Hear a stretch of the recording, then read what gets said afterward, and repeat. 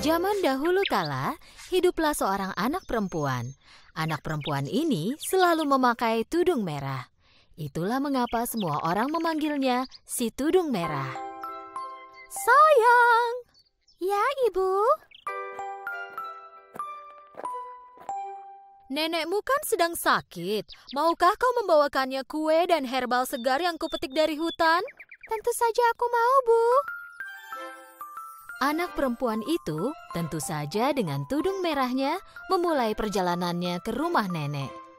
Jangan meninggalkan jalan di hutan kelinci ya sayang, kata ibunya ketika dia pergi. Si tudung merah mulai berjalan di dalam hutan sambil bernyanyi dengan riang. Aku penasaran kenapa disebut hutan kelinci. Aku tidak melihat kelinci di sepanjang jalan. Si tudung merah tiba di jalan yang dipenuhi bunga-bunga. Ada berbagai macam bunga warna-warni. Aku harus memetik bunga untuk nenek. Dia pasti senang. Sementara si tudung merah memetik bunga, dia tidak menyadari bahwa dia telah melenceng dari jalannya. Pada saat itu, dia mendengar suara yang berasal dari semak-semak. Tiba-tiba, seekor serigala jahat mendekatinya dari depan. Si tudung merah sangat takut ketika melihat serigala tepat berada di hadapannya. Dia menjatuhkan keranjang yang dia bawa. Serigala melompat mendekatinya dan mengumpulkan kue yang dijatuhkan si tudung merah. Dan mengembalikannya ke si tudung merah. Si tudung merah kaget dengan tindakan serigala yang tidak terduga itu. Terima kasih. Kau mau kemana, anak kecil? Ke rumah nenekku, rumah kuning yang ada di ujung hutan ini. Dia sedang sakit, jadi aku membawakan kue dan herbal sehat untuknya. Benarkah? Ngomong-ngomong, kau bisa memanggilku si tudung merah seperti orang lain. Aku akan pergi duluan dan memberitahu nenekmu bahwa kau sedang menuju rumahnya, jadi kau bisa melanjutkan untuk memetik bunga yang cantik ini. Tepat saat itu, serigala mendengar letusan senapan pemburu yang datang dan lari secepat yang dia bisa. Si tudung merah melihat sekeliling dan mulai menangis. Dia sadar bahwa dia tersesat. Mendengar suara tangisannya, pemburu datang dan mendekati si tudung merah. Apa yang kau lakukan sendirian di sini, anak kecil? Di sini sangat berbahaya. Aku mencari serigala jahat yang sudah lama kuburu. Si tudung merah sangat malu karena tidak mendengarkan nasihat ibunya dan pergi meninggalkan jalan di hutan kelinci. Jadi dia tak bisa memberitahu pemburu bahwa dia bertemu si serigala. Begini, aku membawakan kue untuk nenekku yang sakit. Dia tinggal di ujung hutan ini dan aku tersesat. Kalau begitu, biar ku antar kau ke rumah nenekmu. Mereka mulai berjalan bersama-sama. Dan tepat saat itu, serigala mengambil jalan pintas dan berhasil tiba dengan cepat di rumah nenek.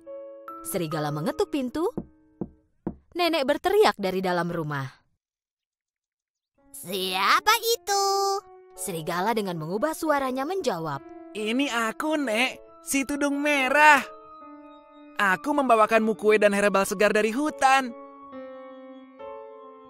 Pintunya tak terkunci, sayang. Masuk saja. Serigala tersenyum dan langsung masuk melalui pintu yang terbuka.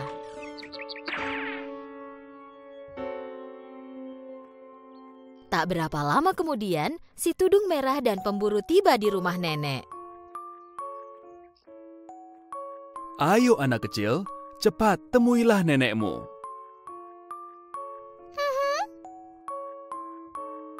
Pemburu pun kembali pulang. Si tudung merah mengetuk pintu. Neneknya berteriak dari dalam rumah. Siapa itu?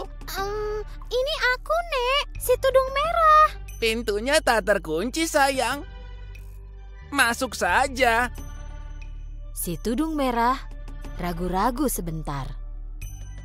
Karena suara yang dia dengar sedikit berbeda dari suara neneknya. Dia lalu ingat bahwa neneknya sedang sakit. Suara nenek mungkin seperti itu karena dia sedang sakit.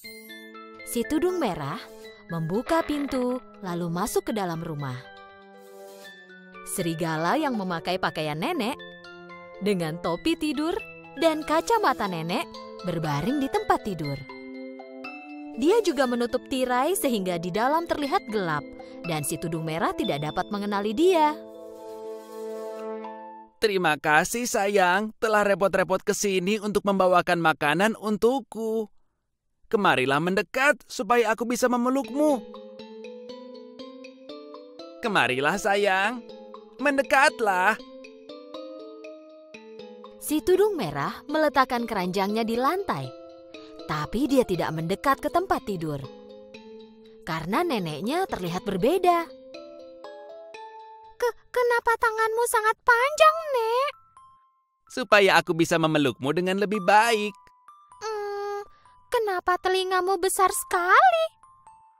Supaya aku bisa mendengarmu dengan lebih baik. Tapi kenapa matamu besar sekali? Supaya aku bisa melihatmu dengan lebih baik. Kenapa gigimu terlihat tajam sekali, Nek? Supaya aku bisa memakanmu dengan lebih baik. Serigala melompat dari tempat tidur dan menangkap si tudung merah. Si tudung merah menyadari bahwa yang berbaring di tempat tidur bukan neneknya, tapi serigala jahat yang ditemuinya di jalan tadi. Tolong aku!